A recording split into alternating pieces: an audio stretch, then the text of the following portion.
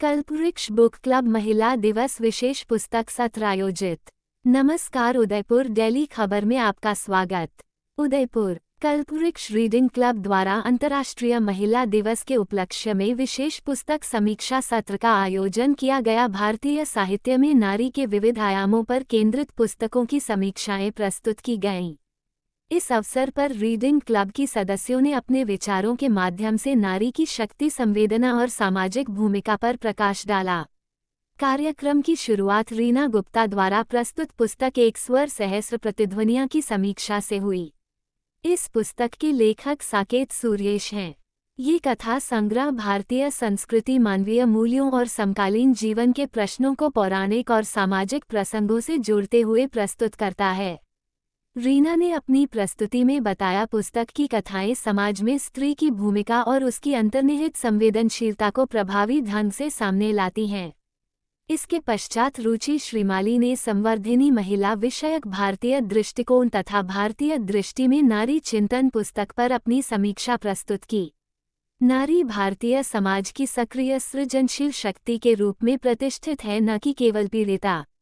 ये पुस्तकें वर्तमान समय में भारतीय दृष्टिकोण से नारी के मुद्दों को समझने और उन्हें वैचारिक स्पष्टता प्रदान करती है। कार्यक्रम की अंतिम प्रस्तुति डॉक्टर अंजलि जुयाल द्वारा की गई, जिसमें उन्होंने वाल्मीकि रामायण से श्रीमद् वाल्मीकि रामायण में नारी शक्ति का विमर्श पर विचार प्रस्तुत किए। इस प्रस्तुति में उन्होंने वाल्मीकि रामायण में उपस्थित स्त्री पात्रों जैसे माँ सीता, माँ गंगा, माता अनसुया, मंदोदरी, त्रिजटा आदि के माध्यम से नारी के धैर्य, करुणा, बुद्धिमत्ता और नैतिक शक्ति का गहन विश्लेषण किया। उन्होंने ये भी बताया कि रामायण में नारी केवल सहायक पात्र नहीं, बल्कि सामाजिक और नैतिक मूल्यों की संवाहक के रूप में प्रतिष्ठित है। सत्र का उद्देश्य पुस्तकों के माध्यम से महिलाओं के योगदान, उनके आदर्श चरित्र और प्रेरणादायक जीवन मूल्यों को समाज तक पहुंचाना रहा। कार्यक्रम अत्यंत सकारात्मक और प्रेरणादायक रहा। सभी प्रतिभागियों ने उत्साहपूर्वक भाग लिया। कल्पवृक्ष रीडिंग क्लब द्वारा ऐसे साहित्यिक और वैचारिक कार्यक्रमों के माध्यम से समाज में पढ़ने की संस्कृति और सकारात्मक चिंतन को बढ़ावा देने का निरंतर प्रयास किया जा रहा है।